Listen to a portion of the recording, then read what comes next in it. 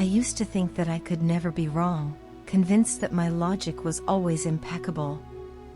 This unwavering confidence in my own judgment was a defining characteristic for a long time. However, during my time in contact with you, I began to uncover a different reality. It became apparent that I had some unhealthy addictions. These were my escapes, places where I would hide, and habits that kept me anchored in my comfort zone. It was a sobering realization, one that unfortunately took me a long time to come to terms with. Looking back, it's clear that the distance between us was largely a product of this comfort zone I clung to so desperately.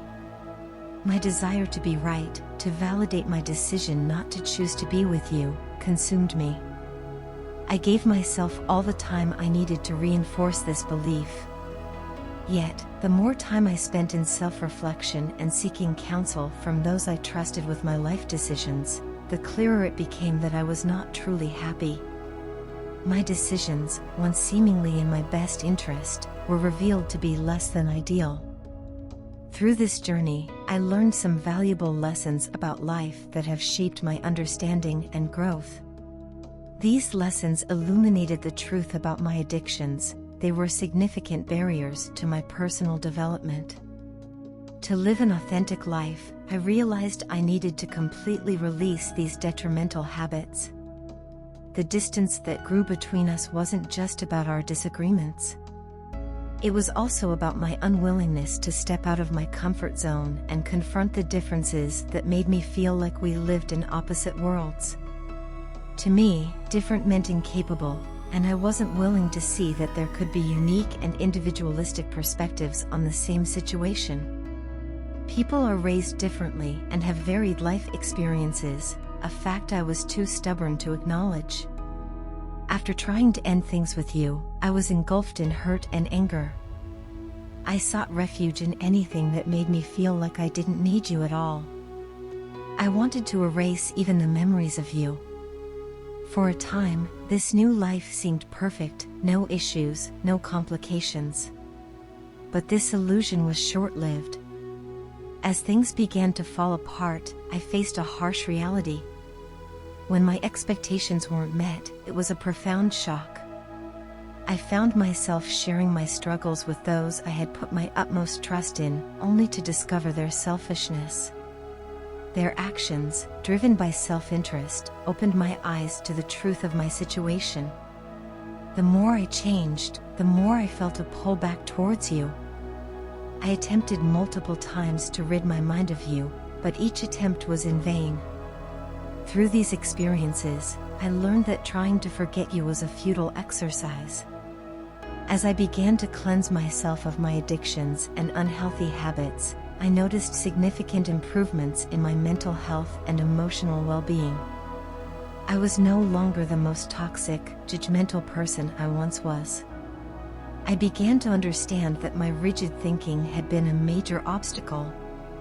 I had believed that being right was synonymous with being happy, but this belief was flawed. My addictions had provided a false sense of security, trapping me in a cycle of avoidance and denial. It was only through confronting these issues head-on that I started to see real change. The process was neither quick nor easy, but it was necessary. This journey has taught me the importance of flexibility and open-mindedness.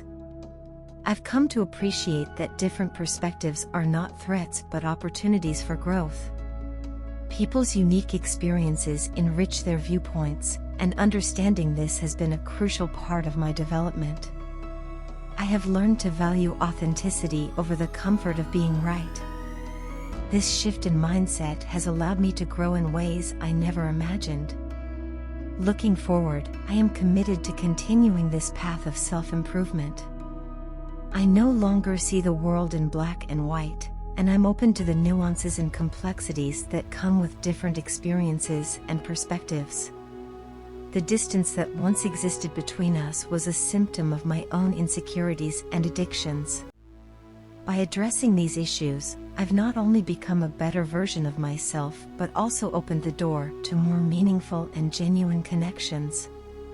My journey has been one of transformation, and while it has been challenging, it has ultimately been rewarding. Psychology suggests that the longer you hide your feelings for someone, the harder you fall for that individual.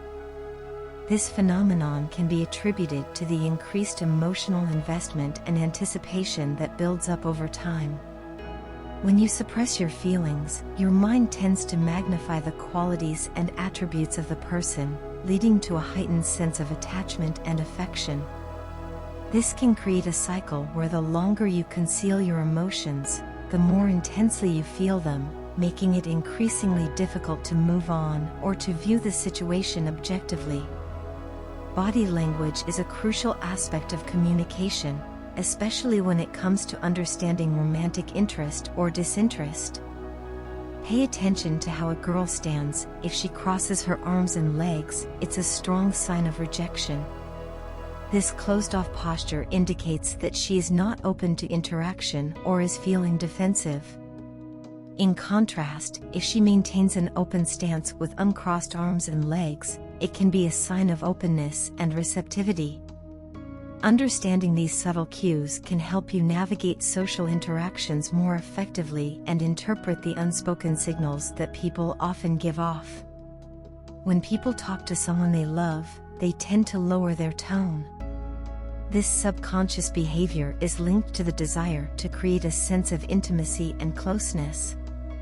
A softer, gentler tone can make the conversation feel more personal and emotionally charged, fostering a deeper connection between the individuals.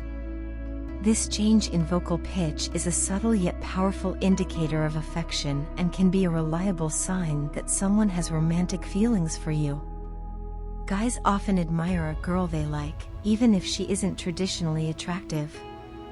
This admiration goes beyond physical appearance and is rooted in the emotional and psychological connection they feel. A man's appreciation for a woman he likes can manifest in various ways, such as paying extra attention to her, remembering small details about her, and going out of his way to make her feel special. This behavior highlights the importance of emotional compatibility and the value men place on the deeper qualities of their partners. Studies show that a crush typically lasts for about 4 months. If it persists beyond that, it might indicate that you are in love. This transition from a temporary infatuation to a more enduring emotional attachment signifies a deeper level of connection and commitment. During the initial stages of a crush, the excitement and novelty can be exhilarating. However, as time passes, these feelings can either fade away or evolve into a more profound and lasting bond, depending on the individuals involved and the nature of their relationship. To know if someone loves you, look at their eyes. The pupils expand by up to 45% when a person is in love. This physiological response, known as pupillary dilation, is a result of the autonomic nervous system's reaction to emotional arousal. When we are attracted to someone, our brain releases chemicals such as dopamine and oxytocin, which trigger the dilation of pupils. This involuntary response is a subtle yet telling sign of romantic interest and can provide valuable insight into someone's true feelings. Giving hints that they are single or available is usually a strong sign of interest. People often drop subtle clues about their relationship status when they are interested in someone, hoping to signal their availability without being too forward. These hints can include mentioning recent breakups, talking about being single, or casually bringing up the topic of dating.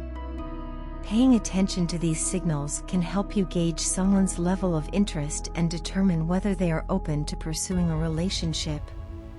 If you have a crush on someone, there is an 18% chance that the person is also crushing on you. This statistic underscores the reciprocal nature of romantic attraction and suggests that the feelings you have for someone might be mutual. While this percentage might seem low, it still indicates that there is a significant possibility that your feelings are shared. Being aware of this can encourage you to take the initiative and express your interest, potentially leading to a positive outcome. Sometimes, the people who don't talk to you are the ones who want you the most. This paradoxical behavior can be explained by feelings of shyness, fear of rejection, or the desire to avoid appearing too eager.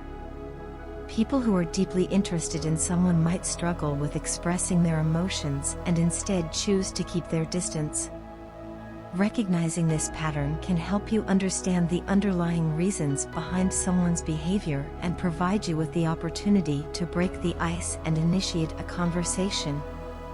When a man is in a room full of people, he will point his belly button towards the person he is most attracted to. This unconscious behavior is a form of body language that reveals his true feelings. The orientation of the torso is a strong indicator of interest because it reflects where his attention and focus lie. By observing this subtle cue, you can gain insight into his romantic inclinations and identify who he is most drawn to in a social setting. Men tend to lie to make themselves look better, while women usually lie to avoid hurting people's feelings.